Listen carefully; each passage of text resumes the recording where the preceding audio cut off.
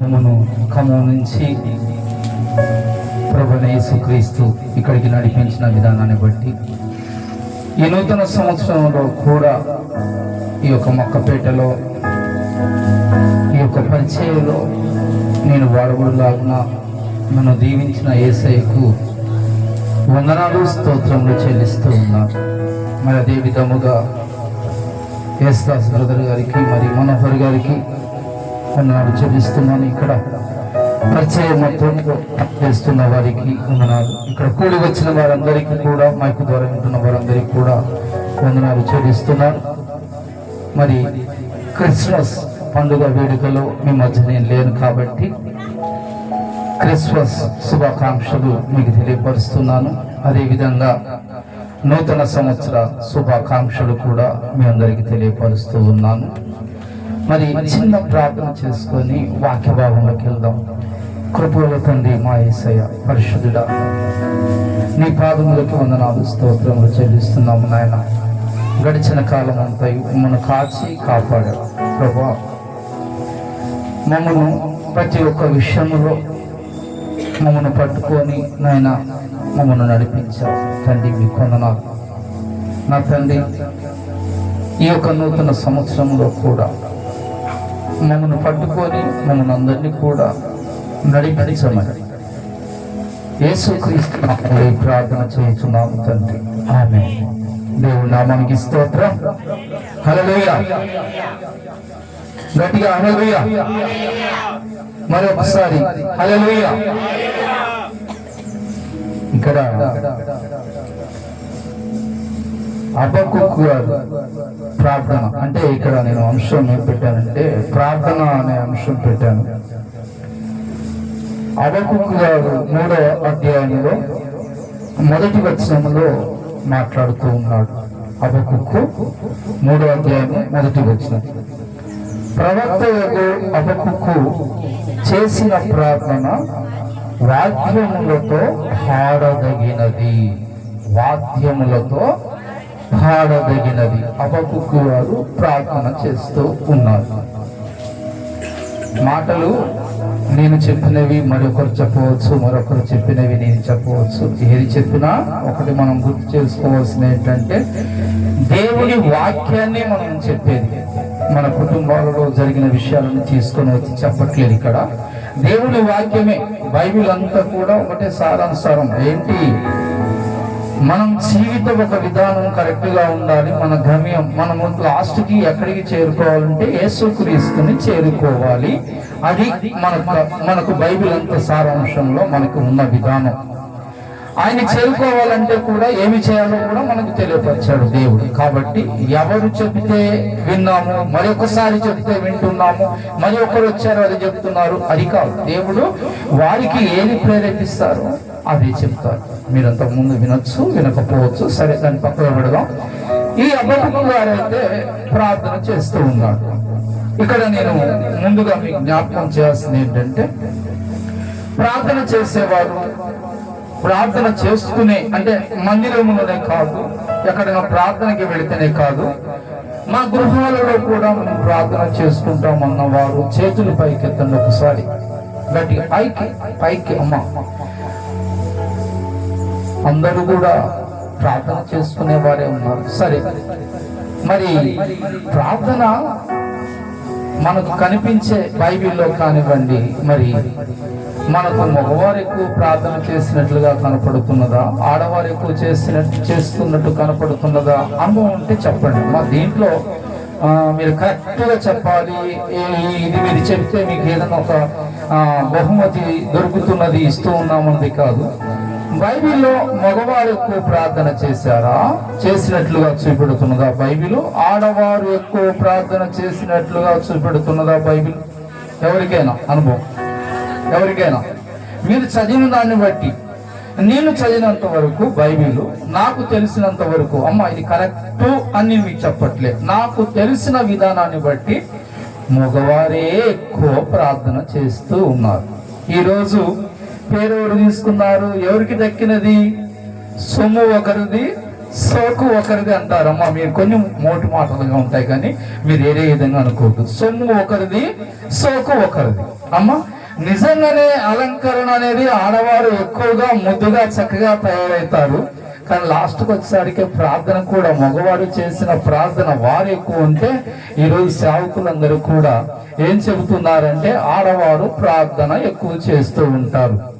నేను ఒకటి నమ్ముతాను, ఒకటి నేను ఒప్పుకుంటాను. ఏంటంటే ఎక్కడైనా ప్రార్థన ఉన్నది అంటే ఆడవారు ఎక్కువగా వెళుతూ ఉంటారు అనండి నేను నమ్ముతాను. అంతేగాని ఆడవారే ఎక్కువ ప్రార్థన చేస్తారు అనే మాట నేను అంగీకరించను. ఇంకొకటి ఏంటంటే నేను పోయిన ఒక 10 రోజుల క్రితం మనోహర్ గారిని నేను వెళ్ళే చర్చి సిఎస్ఎస్ అన్నాం. అంటే నేను ఎక్కడెక్కడ వాక్యాలు చెప్పినా నా ఒక పద్ధతి ఏంటంటే నేను సెల్లో యూట్యూబ్లో కొట్టు ఇంకేదో ఒక ఛానల్ చూసుకోను, నేను వాక్యాలు వినను. టీవీలో రోజు 6:30 గంటల సమయానికి వాక్యం వస్తున్నది, అది వింటాను. ఆ తర్వాత నేను సిఎస్ఎస్ అన్నాం చర్చికి వెళ్ళి నేను ప్రతిరోజు ప్రార్థన చేసుకుంటాను. ఆదివారం సంఘారాధనలో మొదటి ఆరాధనలో నేను పాల్గొంటాను. నా అలవాటు ఏంటి అంటే నేను చెప్పడమే కాదు, నేను వినాలి. వినటము అంటే టీవీలో మాత్రమే కాదు, ఈ సెల్లో కొట్టి ఎవరో చెబుతున్న మాటలు విని నేర్చుకోవటము కాదు. నేను ఒక సంఘంలో ఒక విశ్వాసిగా నేను వెళ్ళాను, విశ్వాసిగా నేను ఈ విధంగా నేను అభివృద్ధి పరిచాడు నన్ను దేవుడు. కాబట్టి నా సంఘాన్ని నేను విడిచిపెట్టుకోవద్దు, నా ప్రార్థన నేను కొనసాగించుకోవాలి. నేను అక్కడి నుంచే బలపడ్డాను అనే విధంగా నేను చర్చి సంఘాలలో పాల్గొంటాను. ప్రతిరోజు చర్చికి వెళ్ళి ప్రార్థన చేసుకుంటాను. ఇవన్నీ ఎందుకు చెప్తున్నానంటే మా ఒక సిఎస్ఎస్ సంఘములో మనోహర్ గారు కూడా చూశారు. ఎప్పుడు చూడండి ప్రార్థన విషయంలో ఆడవారు ఒక 4 వస్తే మగవారు 10 మంది వస్తారు ప్రార్థన చేసుకోవడానికి. అమ్మా, ఎప్పుడు నిత్యము ప్రార్థన జరుగుతూనే ఉంటున్నదమ్మా. ఎవరో ఒకరు సాయంత్రం 8-9 వరకు ఎవరో ఒకరు వస్తూనే ఉంటారు, పోతూనే ఉంటారు కానీ ఖాళీగా మట్టికి ఉండదు. కానీ ఈ అందరిలో వస్తూ పోతూ ఉండేవారు అందరిలో ఒక 4% ఆడవారు ఉంటే 10% మగవారు ఉంటారమ్మా ప్రార్థన చేసుకునేవారు. కుటుంబంలో ఎవరెవరు ఏ విధంగా చేసుకుంటారో తెలియదు కానీ ఇక్కడైతే అబ్బకుక్కు గారు ప్రార్థన చేస్తూ ఉన్నాడు. మరి ఇంకొక వ్యక్తి నేను జ్ఞాపకం చేస్తూ ఉన్నాను. నేను అబ్బకుక్కులోనే ముగిస్తాను, మీరు గుర్తు పెట్టుకొని మధ్యలో కొన్ని అడుగుతాను. బైబిల్ రిఫరెన్స్ లో కొన్ని చదివి చెప్పాలి. ఇక్కడ మీరు అటువంటి జ్ఞానం గలవారు ఉన్నారని నాకు తెలుసు, మీరు అడగకపోయినా చెప్తారు. అయితే ఈ అబ్బకుక్కు గారు చేసిన ప్రార్థనే కాదు, ఇక్కడ ఆదికాండము 25వ అధ్యాయంలో ఇసాకు భార్య గొడ్రాలు గనుక ఇతడు ఆమె విషయమై యెహోవాను వేడుకొనెను, యెహోవా అతని ప్రార్థన వినేను గనుక అతని భార్య అయిన రిబ్కా గర్భవతి ఆయెను. హల్లెలూయా, గట్టిగా హల్లెలూయా. ఈరోజు భార్య కొరకు భర్త ప్రార్థన చేసేవారు ఎందరున్నారో నాకు తెలియదు కానీ ఎవరైనా భార్య కొరకు భర్తలు ప్రార్థన చేసేవారు ఎవరున్నంటే ఒక్కసారి చేతులు ఎత్తుతారా? మగవారు అమ్మా, భార్య కొరకు ప్రార్థన చేసేవారు భర్తలు ఎవరైనా ఉన్నారా? వివాహం కాని వారు అవసరం లేదు, వివాహం అయిన వారు. అయితే ఇక్కడ ఒకటి నేను అనుకున్నాను, ఈ ఒక అధ్యాయం చదివేటప్పుడు ఈ ఒక ఇసాకు గారు ఈ ఒక భార్య గురించి ప్రార్థన చేస్తూ ఉన్నాడు. ఈ ప్రార్థనలో భార్య గురించి ప్రార్థన చేశాడా, లేకపోతే వారిద్దరికి పిల్లలు లేరు అనే ఒక విధానాన్ని బట్టి ప్రార్థన చేశాడో, కొంచెం ఆమె మీద ప్రేమ ఉండి చేశాడా, లేదు మా భార్య భర్తల అనుబంధము నడుస్తూనే ఉన్నది, క్షేమముగా ఉన్నది, సంతోషంగా ఉన్నది, మాకు కుమారుడో కుమార్తె కావాలని ప్రార్థన చేశాడా? ఏమో భార్య కొరకు ప్రార్థన చేస్తుంటారు కొంతమంది, స్వార్థమైన ప్రార్థనలు, వారు ఆరోగ్యంగా ఉండాలని. ఏమో వారి ఆరోగ్యం వెనుక రహస్యము దాగి ఉంటూ ఉన్నది, వారి యొక్క ఉద్యోగంలో జీతాలు పెరగాలని. మరి కొంతమంది భార్యలు లాగుంటే వారు బక్కగా కావాలని. ఆరోగ్యము నిమిత్తము స్వార్థము లేని ప్రార్థన చేసుకోవచ్చు, నేను తప్పేం పట్టట్లే. కానీ ఇక్కడ ఇసాక్ గారు ఎటువంటి మనసుతో చేశాడో కానీ నేను రెండు విధాలుగా అర్థం చేసుకున్నాను. ఏమిటంటే, భార్య బాధపడుతూ ఉండవచ్చు, కొంతకాలం కొన్ని సంవత్సరాలు వివాహము జరిగి భార్యకు సంతానము లేదు, వారు వివాహం చేసుకున్న తర్వాత భార్యాభర్తలు సంతోషంగా గడుపుతూ ఉన్నారు, కానీ వారి మధ్యలో గర్భఫలం లేదు. గర్భఫలం లేకపోతే ఏమని పిలుస్తారో మనం పోయిన నెల కూడా మాట్లాడుకున్నాం, దాని గురించి నేను పొడిగించను. కాకపోతే వీరికి గర్భఫలం కావాలి అంటే ఎవరిని అడగాలి? ఇచ్చేది ఎవరు? దేవుడే ఇవ్వాలి గర్భఫలాన్ని. కాబట్టి ఆయన ఏం చేశాడు అంటే దేవునికి ప్రార్థన చేశాడు. అమ్మ, ఇక్కడ భార్య మీద పరిపూర్ణమైన ప్రేమ కావాలి. భార్య బాధపడుతుంటే ఆ బాధలలో పాల్గొనొచ్చు. భార్య బాధలు నీవు తీర్చలేవు కాబట్టి నువ్వు తీర్చవలసిన నువ్వు తీరుస్తావు. నీవు తీర్చలేని వాటిని దేవుని ముందు పెట్టి దేవుని పాదాలు పట్టుకొని, ప్రభువా నా భార్య నిమిత్తము ఇటువంటి ప్రార్థన చేస్తూ ఉన్నాను, నువ్వు సహాయం చేయి ప్రభువా, ఏమో నువ్వు సహాయం చేయి ప్రభు అని చెప్పి ఇటువంటి ప్రార్థన చేయాలి. ఇక్కడ ఫలించిందా? ఇసాక్ గారు వారేనమ్మా, ఇసాక్ గారు వారైనా ప్రార్థన చేసింది, ఆ ప్రార్థన ఫలించిందా లేదా? ఎవరు వచ్చారమ్మా? ఇక్కడ ఇటున్న వారికి బాగా తెలుసు అనుకుంటున్నారు. ఎవరు వచ్చారు వారి నుంచి ఎవరు వచ్చారమ్మా? కుమారుడు. ఏ కుమారుడు వచ్చాడు? ఒకరా, ఇద్దరా, ముగ్గురా, నలుగురా? ఏ విధంగా వచ్చారు ఏమో వారు? సరే, లెక్కలు పక్కన పెట్టుకుందాం. ఏది ఏమైతే భర్త చేసిన ఒక ప్రార్థన దేవుడు విన్నాడు. విని ఆమెకు ఆ గర్భఫలాన్ని ఆయన కలగ చేశాడు దేవుడు. అటువంటి ప్రార్థన ఆయన చేస్తూ ఉన్నాడు. మరి ఇటువంటి ప్రార్థన నీ కుటుంబములో నీవు నీ భార్య నిమిత్తము నువ్వు ప్రార్థన చేస్తూ ఉన్నావా? చేస్తే దేన్ని ఆశించి చేస్తూ ఉన్నావు? నీ భార్య గురించి నువ్వు చేస్తూ ఉన్న ప్రార్థన దేని గురించి? నీ కుటుంబము మంచిగా ఉండాలి, నీకు పిల్లలు కావాలి, నీ భార్య కావాలి, నీ భార్య మీద ప్రేమ ఉండాలి. నీ భార్య మీద నీకు ఎలా ప్రేమ ఉన్నదో నీకు పిల్లలు కావాలనే ఒక బాధ్యత, అది రెండు కలిగి ఉండి దేవునికి ప్రార్థన చేయాలి. ఇది సంతానము నిమిత్తమే కాదు, ప్రతి ఒక్క విషయములో కూడా భార్య నిమిత్తము ఇటువంటి ప్రార్థనలు చేసే మగవారు ఉండాలి. అది సంఘములో, ప్రతి ఒక్క సంఘములో ఇటువంటి మంచి మనసు కలిగిన వారు ఉండాలి. ఈ సంవత్సరం ఏంటో నాకు తెలియదు, కానీ నా కుటుంబ విషయం చెప్తున్నానని మీరు అనుకోవద్దు. నేను మొన్న సంఘ ఆరాధనలో పాల్గొనలేకపోయాను. ఉదయం 9:30 ఆరాధనకు నేను వెళ్ళిన తర్వాత అనుకోకుండా దేవుణ్ణి, ప్రభువా నీకు నూతన సంవత్సరంలోనికి నన్ను ప్రవేశపెట్టినందుకు నీ వందనాలు, స్తోత్రములు ప్రభు అని చెప్పి, ప్రభు నా భార్యకి మంచి ఆరోగ్యాన్ని ప్రభు అన్నాను. అమ్మ, వాస్తవంగా నా ప్రార్థన ఎలా ఉంటున్నదంటే, దేవుణ్ణి స్తుతిస్తాను, ప్రభువా కృతజ్ఞత చెల్లిస్తాను, ప్రభువా నన్ను ఈ విధంగా కాచి కాపాడినందుకు నీకు వందనాలు ప్రభువా. నాకున్న అలవాటు ఇక ఇతరులను తీసుకొని వచ్చి, ప్రభువా వీరి నిమిత్తం వారి నిమిత్తం సహాయం చేయి ప్రభు అని తర్వాత నా కుటుంబం గురించి నేను ప్రార్థన చేస్తాను. నిన్నటి విషయానికి వచ్చేసరికి ఏం జరిగిందంటే, ఎవరి గురించి ప్రార్థన చేయలేదు, ఒకటే మాట, ప్రభువా నూతన సంవత్సరంలో నన్ను ఉంచావు ప్రభువా, నీకు వందనాలు ప్రభు అని చెప్పి, నా భార్య ఆరోగ్యాన్ని కాపాడు ప్రభువా అని చెప్పి, నా మనసులో ఎవరు గద్దించినట్లు, ఏంటి ఎన్నడలేని ప్రార్థన ఇలా చేశాను. నేను చేసే ప్రార్థన లాస్ట్కి నా కుటుంబం గురించి నేను ప్రార్థన చేస్తాను కదా, మరి ఇదేంటి ఈ రోజు ఇలా ప్రార్థన చేశానని నేను ఆశ్చర్యపడ్డాను. సరే, దాన్ని పక్కన పెడదాం. అయితే ఈ ఒక ప్రార్థన అనేది దేవుడు వినాలి. నువ్వు చేసే ప్రార్థనైనా నేను చేసే ప్రార్థనైనా దేవుడు వినాలి. ఒక్కసారి కీర్తనలు తీయండమ్మా, ఒక్కసారి త్వరగా కీర్తనలు 66వ కీర్తనలు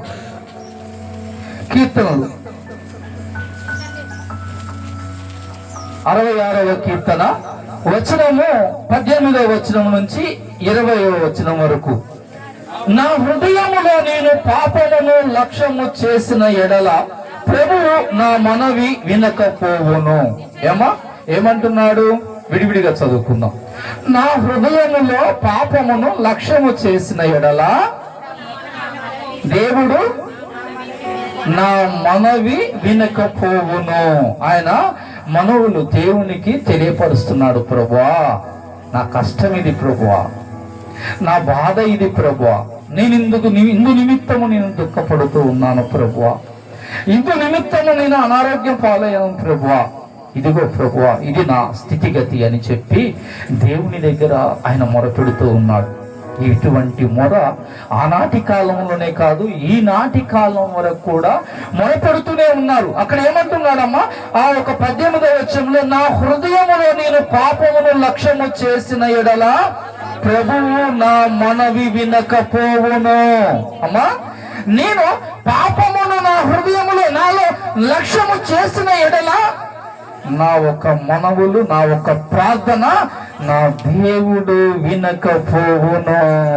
ఏమో ఇటువంటి ప్రార్థన చేస్తూ ఉన్నాడు. ఈరోజు మనము చేస్తూ ఉన్న ప్రార్థనలో మన హృదయములో చెడు దాగి ఉన్నదా, మంచి దాగి ఉన్నదా, ఎటువంటి మనసుతోటి మనం ప్రార్థన చేస్తూ ఉన్నామనేది మనల్ని మనం పరిశీలన చేసుకోవాల్సింది ఎంతైనా ఉన్నది. ఒకటి, అంతకు ముందు మనం మాట్లాడుకున్నాం. ఏం మాట్లాడుకున్నామంటే, పాపములో ఉన్నవారు కూడా ప్రార్థన చేస్తే వారి ప్రార్థన వింటాడా అని చెప్పి అడిగినప్పుడు ఇక్కడ సంగీత గారు తక్కిన 2 మనుషులు వింటాడని చెప్పారు. వాస్తవంగా వింటాడు. కాకపోతే ఇక్కడ నేను మీకు తెలియపరిచేది ఏంటంటే, మనము దేవుణ్ణి అంగీకరించక ముందు పాపములో ఉన్నప్పుడు ప్రార్థన చేస్తే దేవుడు వింటాడు. ఈనాడు యేసుక్రీస్తును అంగీకరించి నేను విశ్వాసిని నేను వ్యక్తిని, అటువంటి భక్తి గల వాడని చెప్పి నీవు ఈరోజు అనిపించుకుంటున్న నీవు, కనిపిస్తూ ఉన్న నీవు, ప్రతి ఒక్క ఆరాధనలో పాల్గొంటున్న నీవు, ప్రతి ఒక్క చుట్టుపక్కల పరిచయాలు సువార్తలు పనిలో నువ్వు భాగస్థుడు ఉన్న నీవు, మరి ఈరోజు అలా ఉంటే కలవదు కదా. హృదయములో పాపము చెడి దాగి ఉండి ప్రార్థన చేసుకోవడం అనేది కరెక్ట్ కాదు. ఆ ప్రార్థన దేవుడు వినడు. అమ్మా, అది దేవుణ్ణి అంగీకరించక ముందు నువ్వు చేసిన పాపాన్ని బట్టి ప్రార్థన చేస్తే ఎక్కువగా వింటాడు. అది మనం జ్ఞాపకం తెచ్చుకోవాలి. అది మన హృదయంలో అది భద్రపరచుకోవాలి. మనలో పాపం ఉండడానికి వీల్లేదు అనేది జ్ఞాపకం చేసుకోవాలి. ఈ నూతన సంవత్సరంలో పాపము ఎంతమంది హృదయాలలో ఉన్నది? ఎంతమంది హృదయాల్లో గత సంవత్సరం, అంతకుముందు సంవత్సరాలు, 10 సంవత్సరాలు, 15 సంవత్సరాల నుంచి, అమ్మ ఈడున్న వారి గురించి చెప్తున్నాను, ఎన్ని సంవత్సరాల నుంచి నీ హృదయంలో పాపం ఉన్నది? ఎన్ని సంవత్సరాల నుంచి ఆ పాపాన్ని నువ్వు తీసివేయకుండా నువ్వు దేవుణ్ణి బతిమాలుతున్నావు, దేవునికి ప్రార్థన చేస్తున్నావు? ఆయన ఇస్తాడా? ఆయన ఆశీర్వాదాన్ని ఇస్తాడా? నీకు ఆశీర్వదిస్తాడా నిన్ను? ఆ విధంగా విశ్వాసులని బైబిల్ చదువుకుంటూ, నువ్వు సాక్ష్యాలు చెప్పుకుంటూ, పాటలు పాడుతూ, మరి సేవకులకు సహాయం చేస్తూ, అన్ని పనులలో నీవు ఉండి, నీలో పాపము ఉండి నువ్వు ప్రార్థన చేస్తే నీ మాట దేవుడు వింటాడా? వింటాడని నమ్ముతున్నావమ్మా? ఇన్ని తెలుసు కదా, తెలియకపోతే సంగతి అది వేరమ్మా. తెలుసు కదా, తెలిసి నువ్వు పాపాన్ని నీలో ఉంచుకొని కొన్ని సంవత్సరాల నుంచి కూడా పాపాన్ని ఉంచుకొని నువ్వు ప్రార్థన చేస్తే ఎట్లా? నువ్వు మారావా? ఈ సంవత్సరం మారావా? ఏమన్నా మొన్న ఇక్కడ 31వ తారీఖున మంచిగా ప్రార్థనలు జరిగాయి. అక్కడ ఖమ్మంలో కూడా చాలా చోట్ల ప్రార్థనలు జరిగాయి. ప్రార్థనలు ఎప్పుడు జరుగుతూనే ఉంటాయమ్మా. ప్రార్థనలు జరగకుండా అసలు ఉండవు. ఎంతమంది ఆపినా, ఎంతమందిని ఎవరు చంపినా ప్రార్థన అనేవి ఆగే పని అనేది ఉండదు, పెరుగుతూనే ఉంటాయి. అది కాదు మన హృదయము. ఇన్ని ప్రార్థనలు జరుగుతున్నాయి, ఇన్ని సంవత్సరాలు వస్తున్నాయి, ఇన్ని వాక్యాలు వింటున్నాము. ఏ నూతన సంవత్సరమైనా, ఈ నూతన సంవత్సరం, గడిచిన నూతన సంవత్సరం పక్కన పెడదాం, ఈ నూతన సంవత్సరంలో ఏ విధంగా ఉన్నాయి మన హృదయాలు? మనం ఏమైనా ప్రయత్నిస్తున్నామా? ప్రభువా, ఈ నూతన సంవత్సరంలోనైనా నీ ఇష్టానుసారంగా నేను జీవించాలి ప్రభువా, అటువంటి మనసు ప్రభువా అని అడుగుతున్నారా? మనకు సాధ్యపడదు. ఇప్పుడు తాగేవారికి దాంట్లో నుంచి బయటికి రావాలంటే కష్టం, రావటం కష్టం, తనకు తానుగా మార్చుకోవటం అనేది కష్టం. ఎవరో చెబితే మారటం అనేది కూడా కష్టమే. ఇంకా కొన్ని చీకటి పనులు ఉంటాయి, ఇంకా రకరకాల పాపాలు ఉంటాయి. వారు తనకు తనుగా మారాలంటే కష్టమే. వారు చేయాల్సింది ఏంటంటే, వారికి అవకాశం ఉన్నది. దేవుడు ఉన్నాడు, నేను మీ ముందే ఉన్నానయ్యా, నీకేం కావాలి, నీ ఎక్కడ ఏ బలహీనమైన స్థితిలో ఉన్నావో నువ్వు నన్ను అడుగు, నీకు నేను సహాయం చేస్తాను. అడుగు నువ్వు, ప్రభువా నేను ఈ బలహీనతలో ఉన్నాను ప్రభువా, నా యొక్క బలహీనత నుంచి నన్ను విడిపించు ప్రభువా అని అడుగు. ఆయన తప్పకుండా నీ బలహీనత నుంచి ఆయన విడిపిస్తాడు. విడిపించడంటారమ్మా? విడిపించడంటారా? ఎందుకంటే ఏదైనా కాస్త లేటు కావచ్చు, కానీ ఇటువంటి ప్రార్థనలు చేసినప్పుడు మటుకి దేవుడు వెంటనే సహాయం చేస్తాడు, వారి హృదయాలను మారుస్తాడని నేను తప్పకుండా నమ్ముతాను అమ్మా. వారి యొక్క బలహీనమైన హృదయాన్ని బలపరుస్తాడు, వారి యొక్క కఠినమైన హృదయాన్ని ఐసుగడ్డలాగా మారుస్తాడు, వారి బుద్ధిని మారుస్తాడు, వారి ఆలోచనలు మారుస్తాడు, వారి తలంపులను మారుస్తాడు, వారి శ్రేష్ఠులన్నీ కూడా మార్చివేస్తాడు. ఆయన లాస్ట్కి వచ్చేసరికి ఆయనకి ఇష్టలుగా మలుచుకుంటాడు, ఆయన ఇష్టలుగా మలుచుకుంటాడు. నువ్వు అడుగుతావా, అసలు నీకు ఇష్టమేనా యేసయ్యను? ఈ బలహీనత నుంచి నేను మరి దూరం కావాలనుకుంటున్నాను, విడిచిపెడదాం అనుకుంటున్నాను, నా వల్ల కాట్లేదు ప్రభువా, నీవు నాకు సహాయం చేయి ప్రభు అని అడగటానికి అసలు నువ్వు ఇష్టపడుతున్నావా? ఇష్టపడినట్లయితే మనమందరము కూడా యేసయ్య, నేను చెప్పినట్లండి, యేసయ్య, గట్టిగా యేసయ్య, నాలో ఉన్న బలహీనతలు నా అంతన నేను తీసుకోలేకపోతున్నాను ప్రభువా, నీవే నా ఒక బలహీనత నుంచి నన్ను విడిపించగలవు ప్రభువా, నన్ను విడిపించు ప్రభువా, నీకు ఇష్టానుసారమైన జీవితము జీవించులాగున నాకు సహాయం చేయ ప్రభువా. ఆమేన్. ఈ విధంగా దేవుణ్ణి మనం అడుగుతూ ఉంటే, మనము ప్రార్థన చేస్తూ ఉండగా, ఇంట్లో కానివ్వండి, మందిరాల్లో కానివ్వండి, ప్రార్థన పెట్టిన కాడికి వెళ్ళినప్పుడు కానివ్వండి, ఇటువంటి బలహీనతలు తీసుకొని వచ్చి, ప్రభువా నా ఒక బలహీనత నీకు తెలుసు కదా ప్రభువా, నన్ను నువ్వు చూసినప్పుడు, ఇది కనపడినప్పుడు నువ్వు నన్ను ఇష్టపడవు కదా ప్రభువా, నేను ఇష్టపడుతున్నాను ప్రభు, కానీ నీకు ఇష్టమైన రీతిగా నేను ఉండలేకపోతున్నాను ప్రభు, నువ్వు అంటే నాకు ఇష్టమే ప్రభు. ఎందుకుండదు ఇష్టం? ఎందుకుండదమ్మా? యేసయ్య అంటే ఎవరికి ఇష్టం ఉండదు? ఎందుకంటే ఆయన వచ్చి ఎటువంటి పుణ్యకార్యాలు చేశాడమ్మా? ఆయన సుఖమైన జన్మించాడా? ఆయన సుఖంగా జీవించాడా? మన మీద ఉమ్ము వేయవలసిన స్థితిలో ఉండగా ఆయన ముఖం మీద ఉమ్ము వేయించుకున్నాడు. మనం చేసిన పాపాలకు ప్రతిగా మన నెత్తి మీద ముళ్ళ కిరీటం పెట్టాల్సింది పోయి, మన గురించి మన నిమిత్తము ఆయన నెత్తి మీద మనకు పడాల్సిన దెబ్బలు, కొరడా దెబ్బలు ఆయన తిన్నాడు. ఏమో మనము మరణించవలసిన స్థితిలో మనముంటే మన కొరకు ఆయన మరణించాడు. మనం మరణించిన మనంతట మనం లేవలేని స్థితిలో మనం ఉండగా ఆయన పునరుద్ధారుడై, ఇదిగో నన్ను అంగీకరించిన మిమ్మును కూడా ఇదే విధంగా లేపుతాను అని ఆయన అటువంటి మాటలు మాట్లాడిన యేసుక్రీస్తు, మనకు నిత్య జీవం ఇచ్చే యేసుక్రీస్తు అంటే ఎవరికి ఇష్టం ఉండదు? మీకు లేదంటారా? ఏమ్మా, యేసుక్రీస్తు అంటే ఇష్టమయ్యే వస్తూ ఉన్నారా? లేకపోతే యేసుక్రీస్తు దగ్గర ఆశీర్వాదాలు చాలా ఉన్నాయి తీసుకుందామని వస్తూ ఉన్నారా? ఎవరు ఉన్నారా అంటారు? అమ్మా బాధపడద్దు. ఏంటంటే ఇప్పుడు చాలా మంది ఏం చేస్తున్నారంటే, తొందరగా కాడే ఫస్ట్ వచ్చి కూర్చుంటారు. కొంతమంది ఏమో నిజంగా యేసుక్రీస్తు అంటే ప్రేమతోటి, ఆయన అంటే భయభక్తితోటి వచ్చి కూర్చునే వాళ్ళు ఉంటారు. కొంతమంది ఏమో ఇగో పాస్టర్ గారు మరి పెందరకాడ రమ్మన్నారు టయానికి అని చెప్పి టయానికి వచ్చేవారు ఉంటారు. ఎలా వచ్చేవారు ఉంటారు? నేను పెందరకాడ పోతే నేను అడిగినవన్నీ కూడా దేవుడు నాకు ఇస్తాడు. అమ్మా, దేవుడు నేను అడిగినవన్నీ కూడా ఆయన ఇస్తాడు. స్వార్థమైన ప్రార్థనలు, స్వార్థమైన ఆశీర్వాదాలు పొందుకోవాలని కూడా ఇటువంటి స్వార్థమైన మనసుతో కూడా వచ్చేవారు ఉన్నారా? మనలో ఎవరైనా అలాంటి వారు? అలా కాదమ్మా. ముందు మనల్ని దేవుడు ప్రేమించాడు, ఆయన మనకు సహాయం చేసి ఆయన ప్రేమించేలాగున మనల్ని మలుచుకున్నాడు. కాబట్టి ఆయన మనం ప్రేమిస్తూ ఉన్నాం. ఆయన ప్రేమతోటే ఆయనను ప్రేమిస్తూ, అంటే ఆయన ప్రేమించడం అంటే ఇక్కడ అందరికీ తెలుసు ఏంటమ్మా అర్థం. ఆయన ప్రేమించడం అంటే గట్టిగా చెప్పాలి నాకు కొంచెం ఎవడమ్మా అమ్మా. ఆయన ఆజ్ఞలు, ఆయన మాటలు విని ఆయన చెప్పింది చేయటమే, ఆయన చెప్పింది చేయటమే ఆయన ప్రేమించుట. అర్థమవుతుందమ్మా? మరి ఈరోజు ఎటువంటి ప్రార్థనలు, ఎటువంటి ఆశీర్వాదాలు కావాలని వస్తున్నామో ఒక్కసారి మనల్ని మనం పరిశీలన చేసుకోవాలి. దేవుడు అంటే ఎవరైనా ఇష్టపడతారు, కొందరే ఆయన ఆశీర్వాదాల కొరకు ఇష్టపడి వచ్చేవారు ఉన్నారు. అమ్మా అట్లా కాదు, దేవుడిని ప్రేమించి రావాలి మనం. ఆయన ఆజ్ఞలను గైకొనాలనే ఒక ఆశతో మనం రావాలి. అయితే ఇక్కడ చూద్దాం, 18వ వచనం చదువుకున్నాం కదా, ఇక్కడ 19వ వచనం, నిశ్చయముగా దేవుడు నా మనవి అంగీకరించి ఉన్నాడు. ఆయన నా విజ్ఞాపన ఆలకించి ఉన్నాడు.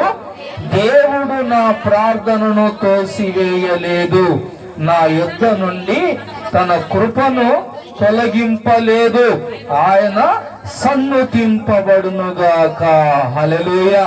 ఆయన కృపను నా యుద్ధ నుంచి తొలగనివ్వలేదు. ఎందుకని? దేనికి తొలగనివ్వలేదు? ఆయన కృప ఆయనలో ఎందుకు ఉన్నది? దేనికి ఉన్నది? ఎందుకు మరి పక్కదారి పట్టలేదు? ఆయనలో ఆ దావీదు గారి ఆ ఒక భక్తునిలో ఎందుకు దేవుని కృప ఆయనను అంటి పెట్టుకొని ఉన్నది అంటే, ఆయన హృదయములో పాపము లేకుండా చూసుకున్నాడు. అమ్మా, ఆయన హృదయములో పాపము లేకుండా చూసుకున్నాడు కాబట్టి, పాపము లేని ప్రార్థన చేస్తూ ఉన్నాడు కాబట్టి, ఆ ఒక నీతిని నిజాయితీని యేసుక్రీస్తు చూసి ఆలకించి ఇతనికి నేను సహాయము చేయవచ్చు అని చెప్పి ఆయన ప్రేమను, ఆయన కృపను ఆయనకు చూపెట్టాడు. అందుకే ఆయన సన్నుతింపబడునుగాక అంటూ ఉన్నాడు. సన్నుతించెదను దయాళుడవు నీవని, యెహోవా నీవే దయాళుడవని నేను సన్నుతించెదను. యెహోవా నీవే దయాళుడవని నేను సన్నుతించెదను.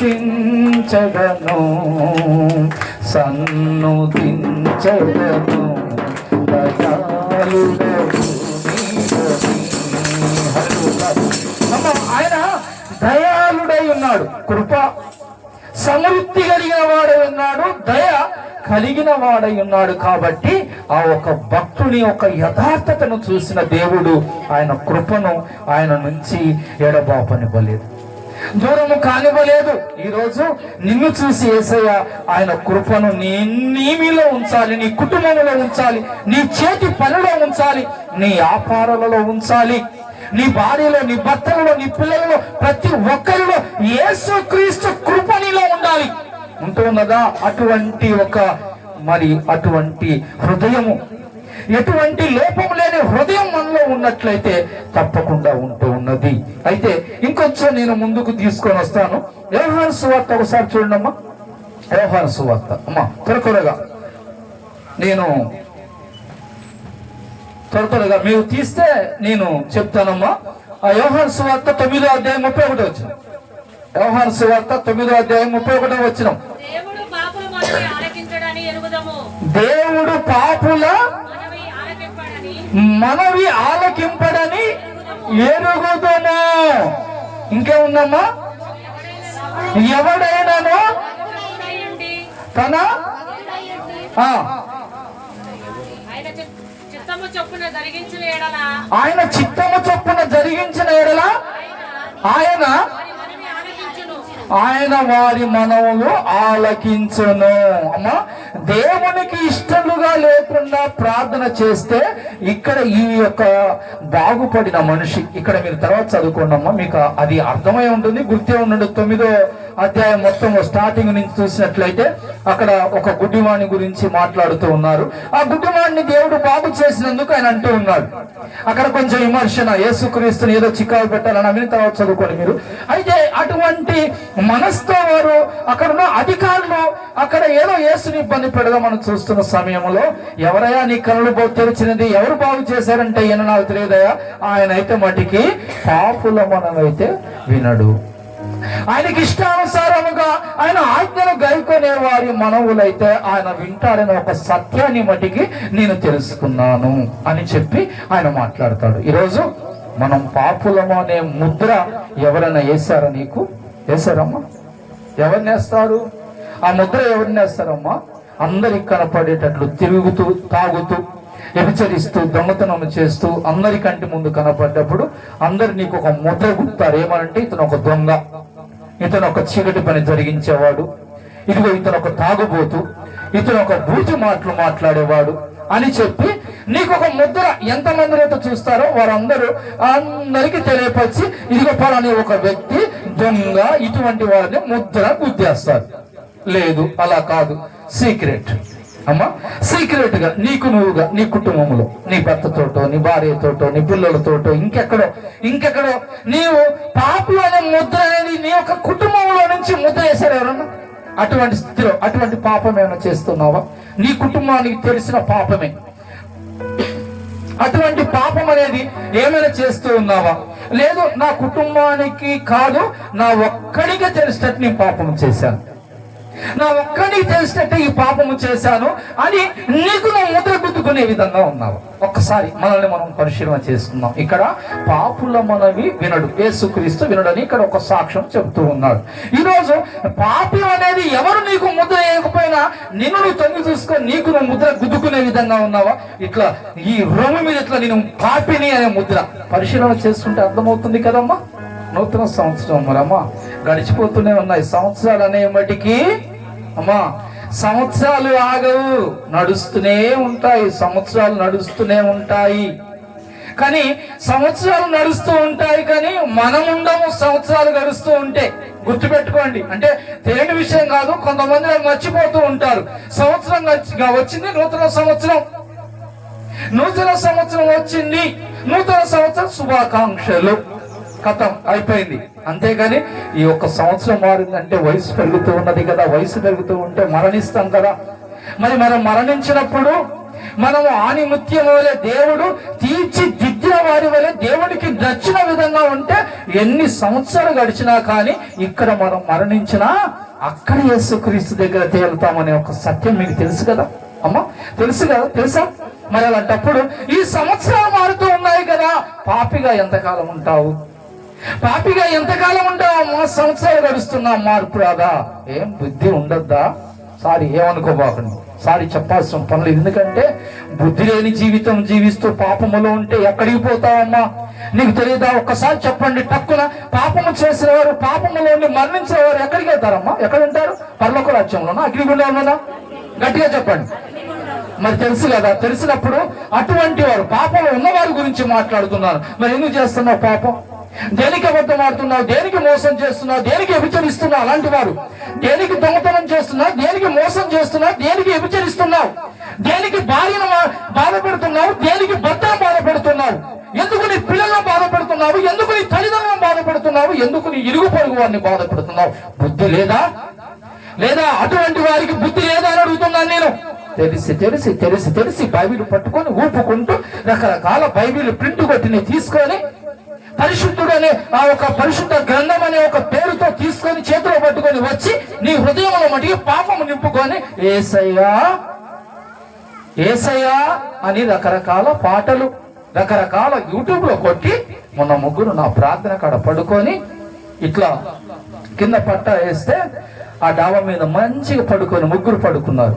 వాడిని చూసి వీడియో కూడా తీశాను, కానీ నాకు ఇచ్చిన టైం కరెక్ట్గా నేను అంతట్లో ముగించాలి కాబట్టి ఇప్పుడు నేను చూపెట్టిన వీడియో తీశాను. వాడిని నేను వీడియో తీస్తుంటే ఏంటి వీడియో తీస్తున్నావు? మేము పాట నేర్చుకుంటున్నాము. పొద్దున్న నుంచి సాయం దాకా ఏం చేసావు? నువ్వు ఏమైనా కాలేజీకి పోయావా, స్కూల్కి పోయావా, లేకపోతే ఏమైనా ఆఫీస్కి పోయావా, ఏదైనా ఉద్యోగానికి పోయావా, ఏమైనా నాట్లు వేయటానికి వెళ్ళావా, నాట్లు వరి కోయటానికి వెళ్ళావా?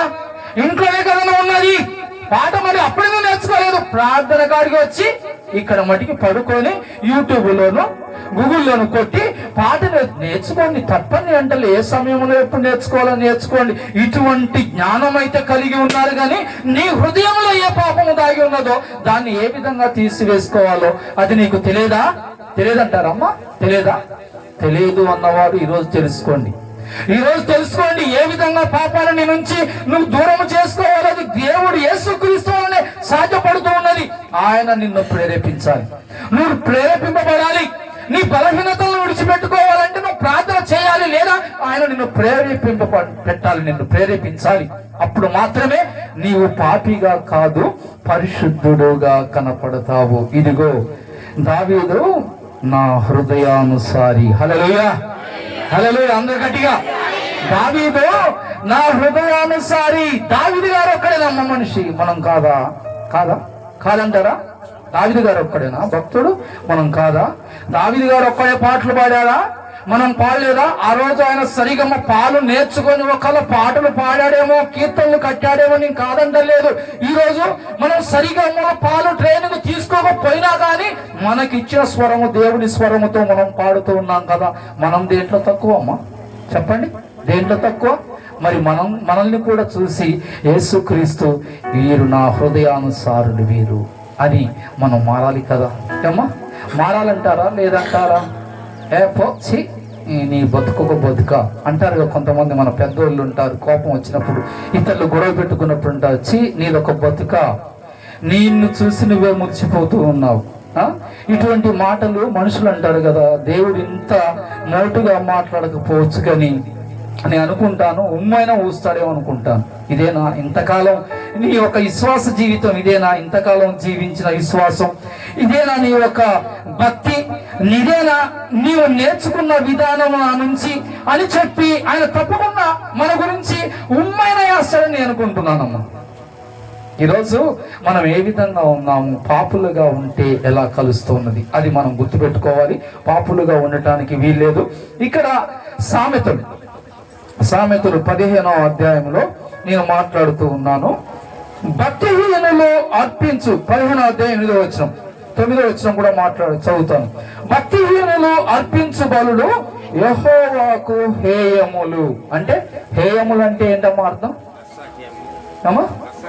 ఏమంటే అసహ్యం. అసహ్యం అంటే ఇష్టం లేదు. ఇష్టం లేదు అంటే ఇష్టం లేని వారిని ఎక్కడ ఉంచుతాడు? యేసుక్రీస్తు. ఇష్టం ఉన్న వారిని మాత్రమే ఆయన పక్కన ఉంచుకునేది, ఆయన రాజ్యములో ఉంచుకునేది. ఇష్టము లేని వారు ఎక్కడుంటారు? ధనవంతుడు అగ్నిగుండములో ఉండి దాహము, నాకు ఒక నీటి చుక్కైనా ఇచ్చేవారు లేరా? అక్కడ ఉండాల్సి వస్తూ ఉన్నది. ఇక్కడ ఆయన అంటూ ఉన్నాడు, చదవండి ఒకసారి, నేను చదువుతాను. భక్తిహీనులు అర్పించు బలులు హేయములు.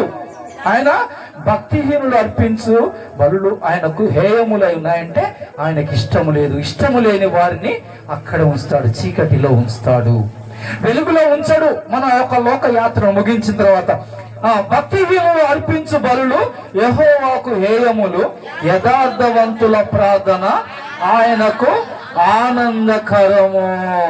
అమ్మా, యథార్థవంతుల ప్రార్థన ఆయనకు ఆనందకరములు. అది గుర్తుపెట్టుకోండి. యథార్థవంతులు చేసే ప్రార్థన ఎలా ఉంటుందంటే వారు యథార్థతను బట్టి చేస్తూ ఉన్నారు కాబట్టి వారికి కూడా ఆనందమే. దేవుణ్ణి ఆనందపడేలాగా చేసావు కదా, నీకు కూడా ఆనందమే. ఆనందమే పరమానందమే ఆశ్రయపురమైన యేసయ్యా నీలో. ఆనందమే పరమానందమే ఆశ్రయపురమైన యేసయ్యా నీలో.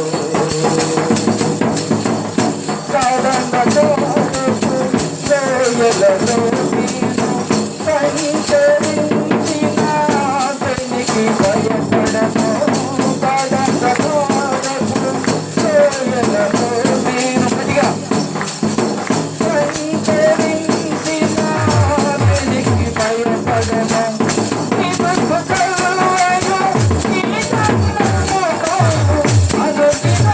అనుక్షణం కాపాడునే.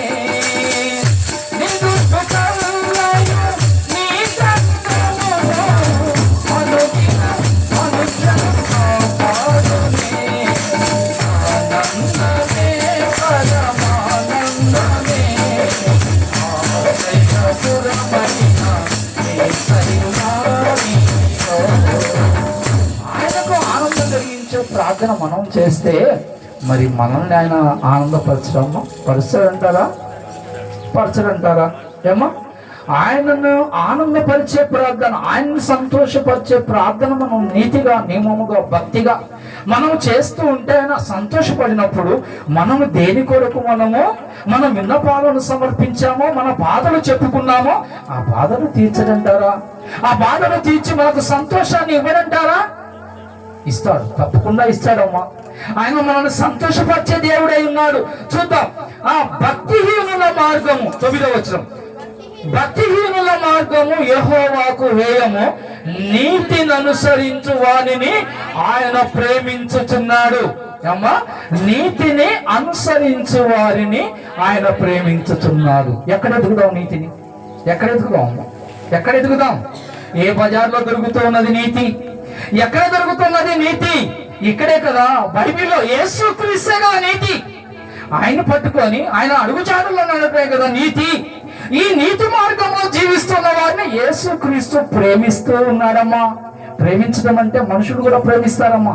బాధలో ఉన్నప్పుడు వచ్చి, అయ్యో నా కుమారుడా, అయ్యో నా కుమార్తె, అయ్యో నా భర్త, అయ్యో నా భార్య, అయ్యో నా తల్లి, అయ్యో నా తండ్రి, అయ్యో నా బాబాయ్ అని చెప్పి పరుగెత్తుతూ ఉంటారు, ప్రేమ చూపుతూ ఉంటారు, కానీ ఏమి చెయ్యలేరు. ఎందుకు? మనుషులు కదా, మానవులు కదా, శక్తి లేదు. వారు బాగుపడాలి, వారు సంతోషంగా ఉండాలి, వారు అనారోగ్యము నుంచి దూరం కావాలి, కానీ నేను ఏమీ చేయలేను కదా, నా వల్ల కాదు కదా, నా దగ్గర డబ్బులు ఉన్నది, పెడితే బాగుపడతారా? బాగుపడలేని స్థితిలో ఉన్నారు కదా. ఎవరు దీనికి మందు? ఎవరు దీనికి విరుగుడు? ఎవరు దీనికి స్వస్థతనిచ్చేది? యేసుక్రీస్తు. ఆయన ప్రేమ అనేది నీలో, ఆయన నిన్ను ప్రేమిస్తే ఆయన సకలము నీకు ఆయన చేసి పెడతాడు. నీ వెతుకులాట అనేది అవసరం లేదు. ఈ నూతన సంవత్సరంలో మా భవిష్యత్ ఏంటి?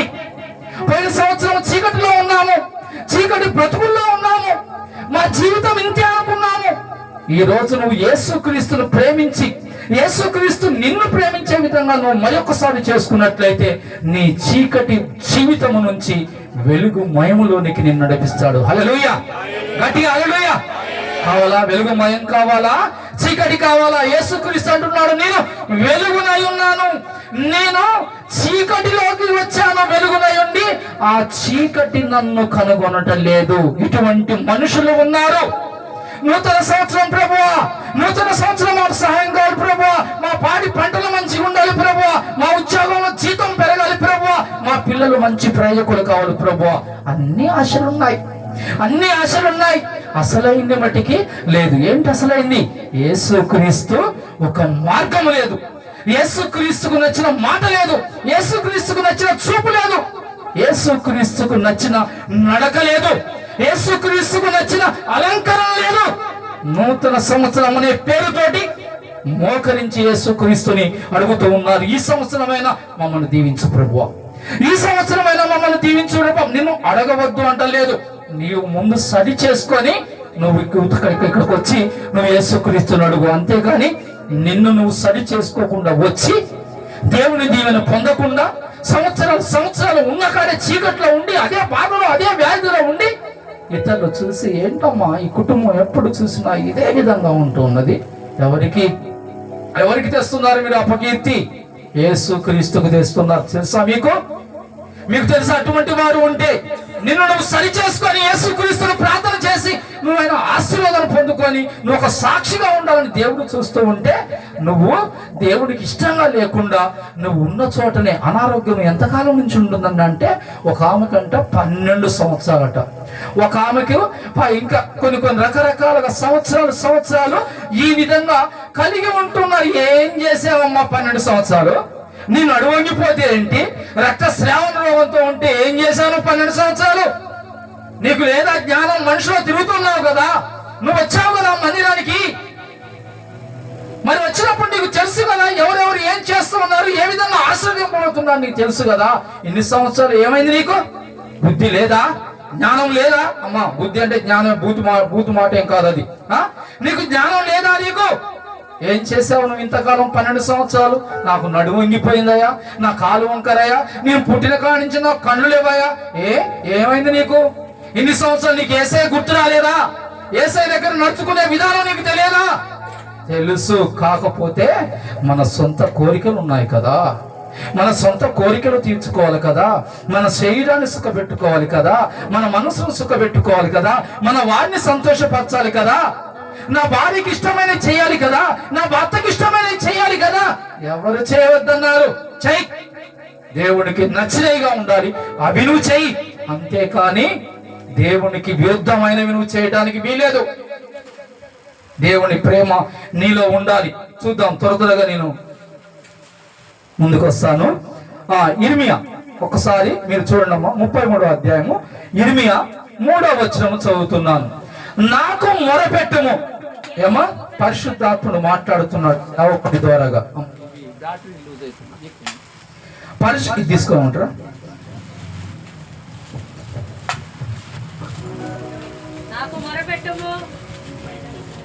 నాకు మొరపెట్టుము, నేను నీకు ఉత్తరం ఇచ్చేదను. ఎవరు చెప్తున్నారమ్మా? ఎవరు మాట్లాడుతున్నారు?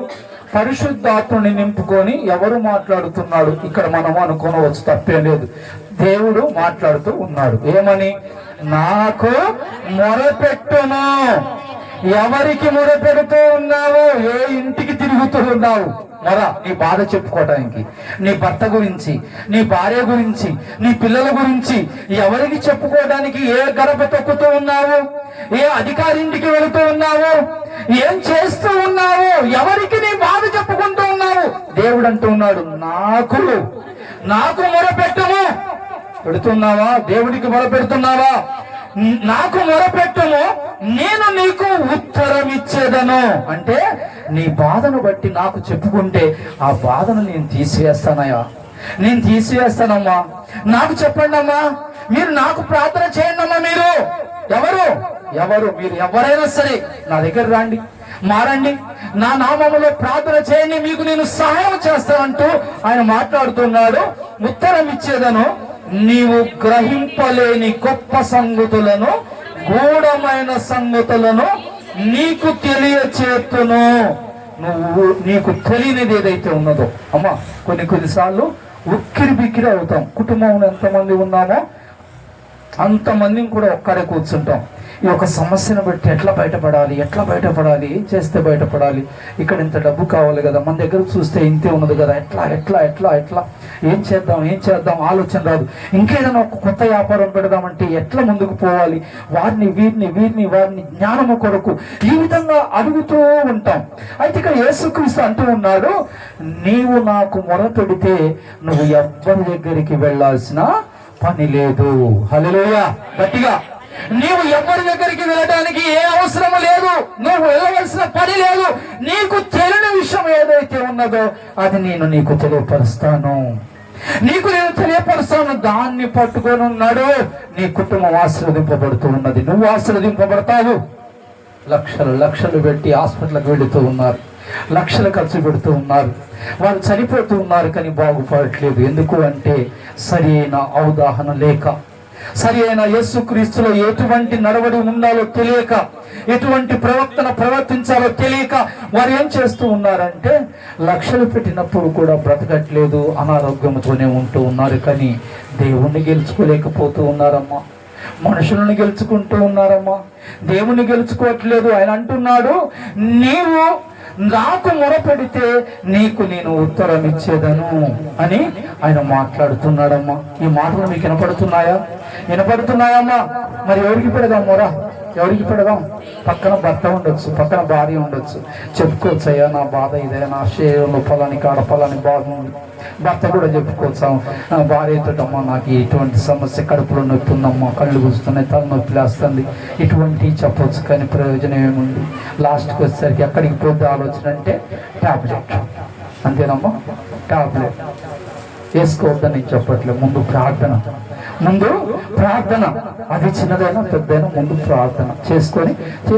దేవుడికి సహాయం చేయకపోతే తీసుకొచ్చుకో. బైబిల్లో ఉన్నది కదా, వాడచ్చు, మందులు తప్పేది. ఇసుకే గారిని జ్ఞాపకం చేసుకుంటే అంజూరపు ముద్దను కట్టారు కదా, ఆయనకున్న ఆ ఒక పుండును బట్టి లేదా కురుపును బట్టి, ఆయనకున్న దాన్ని బట్టి ఆయన బాగుపడ్డాడు కదా. చేస్తే అమ్మ దేవుడు స్వయంగా జోక్యం చేసుకొని బాగుపరచలేడా, స్వస్థపరచలేడా?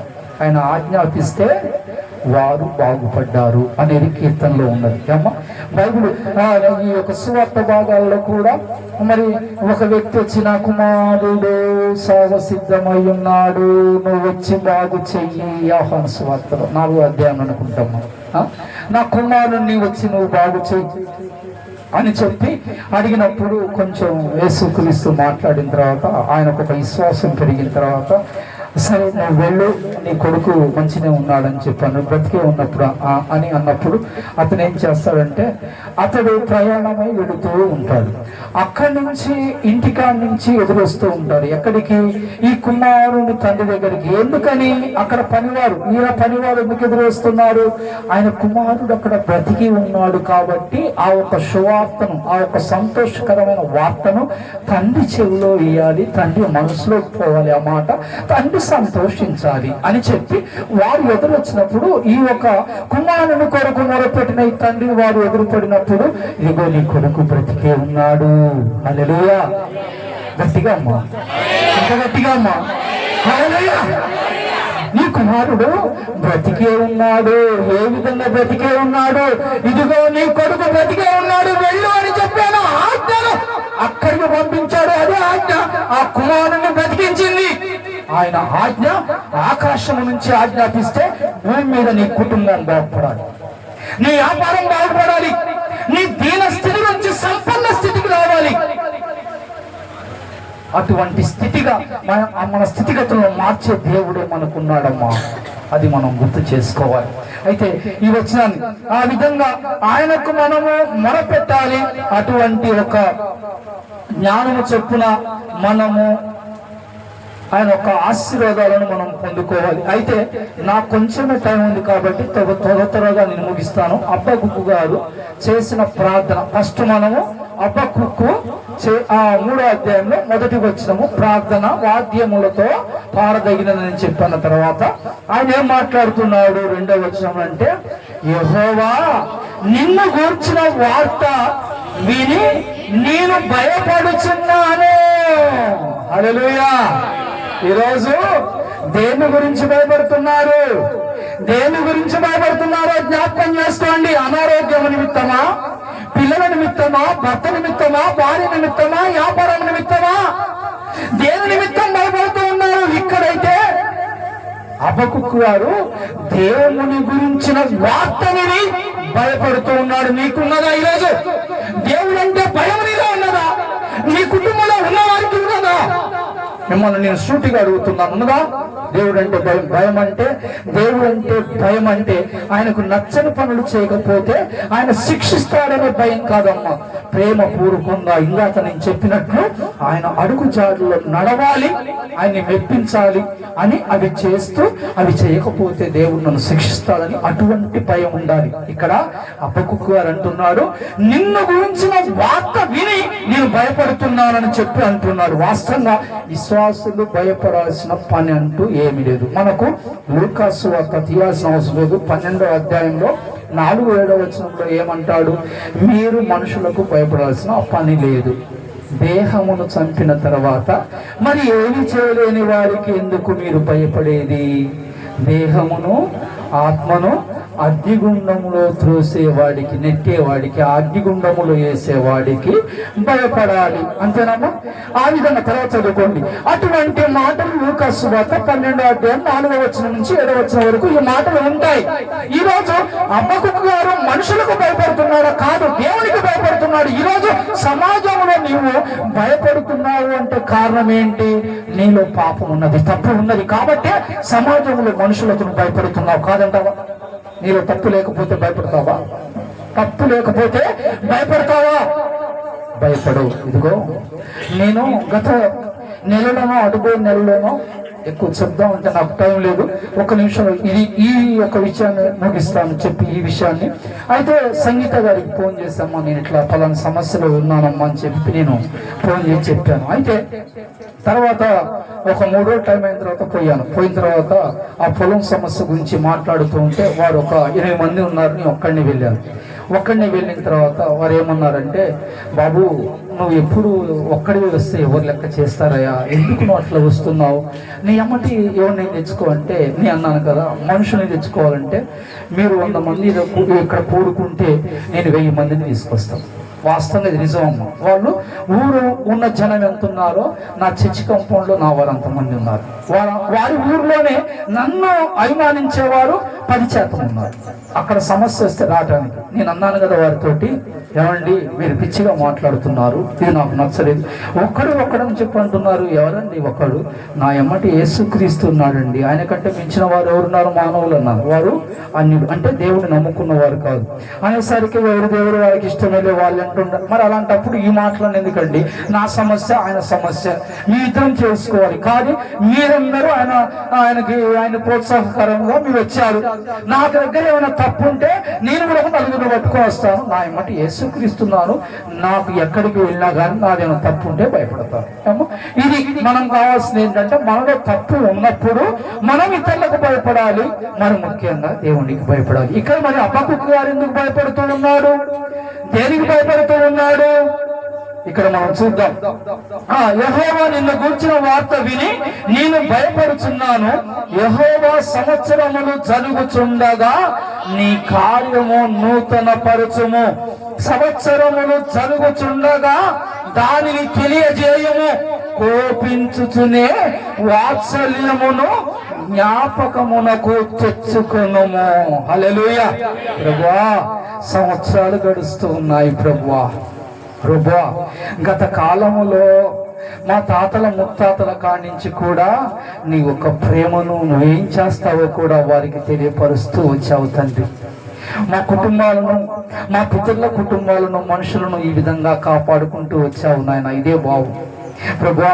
ఇదిగో నా పాలనలో కూడా, ఇదిగో నీవు నన్ను వాడుకుంటున్న విధానంలో ఈ ప్రజల మధ్య ఉన్న నాకు నాయన తెలియపరచు ప్రభు. నాకు కూడా సంవత్సరం, ఈ నూతన సంవత్సరంలో నాకు తెలియపరచు ప్రభు. ఈ సంఘాన్ని నేను ఎలా నడిపించాలి, ఈ సంఘాన్ని నేను ఎలా మార్చాలి, నేను ఎటువంటి ఉపవాస ప్రార్థనతో నేను ఉండాలి. ఏమ్మా మోషే గారు ఏమంటాడు? ఇదిగో ఈ జనము గొప్ప పాపము చేశారు, వారిని క్షమిస్తావా? లేదంటే నీ జీవ గ్రంథములో నుంచి నా పేరు తుడిచివేయి. ఏది 32 నిర్గమకాండం అమ్మ.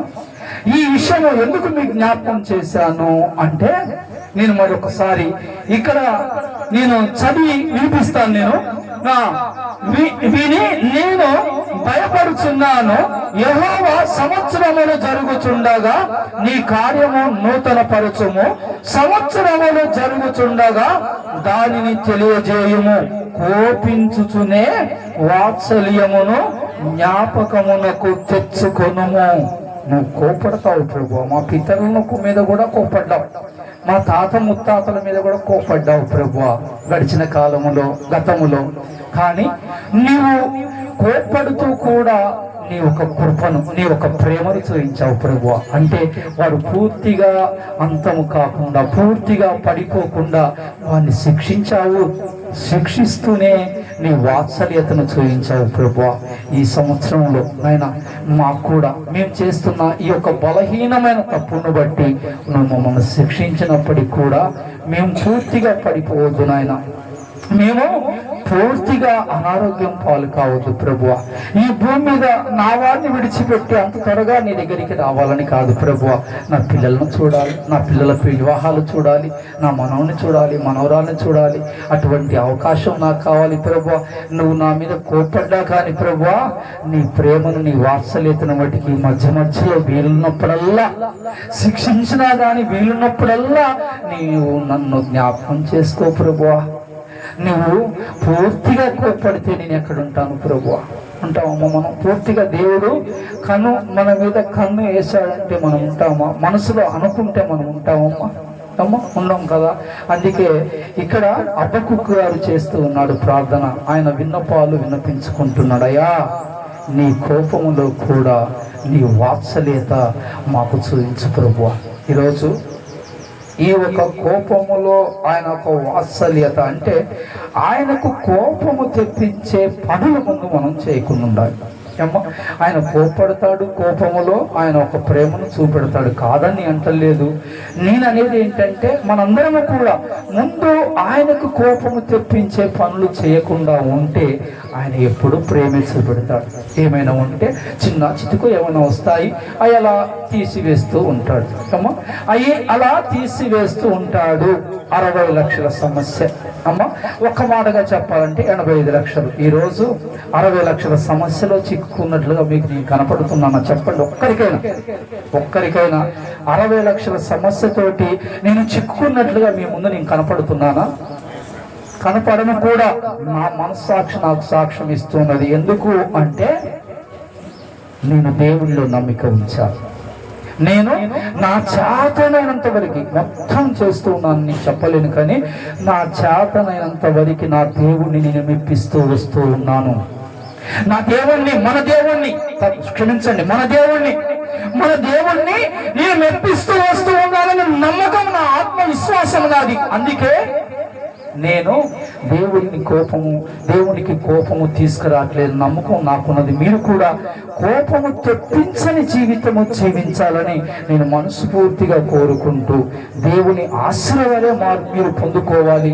ఆయన ఒక శాపనార్థాలు, ఆయన ఒక శిక్షణ మీరు అనుభవించే స్థితిలో మీరు ఉండకూడదని నేను ఆశిస్తూ ఈ వాక్యాన్ని నేను ముగిస్తున్నాను. చిన్న ప్రార్థన. కృపగల తండ్రి యేసయ్య, నీ పాదములకు వందనాలు స్తోత్రములు చెల్లిస్తున్నాము నాయన. ఈ నూతన సంవత్సరంలో ఈ ఊరిలో నాయన నన్ను ఈ విధంగా వాడుకున్న విధానాన్ని బట్టి నీకు వందనాలు స్తోత్రములు చెల్లిస్తూ నాయన, ఇక్కడ ఉన్న ప్రతి ఒక్క బిడ్డను కూడా, ప్రతి ఒక్క కుటుంబాన్ని కూడా దీవించమని యేసుక్రీస్తు నామములో ప్రార్థన చేయించున్నాము తండ్రి. ఆమేన్.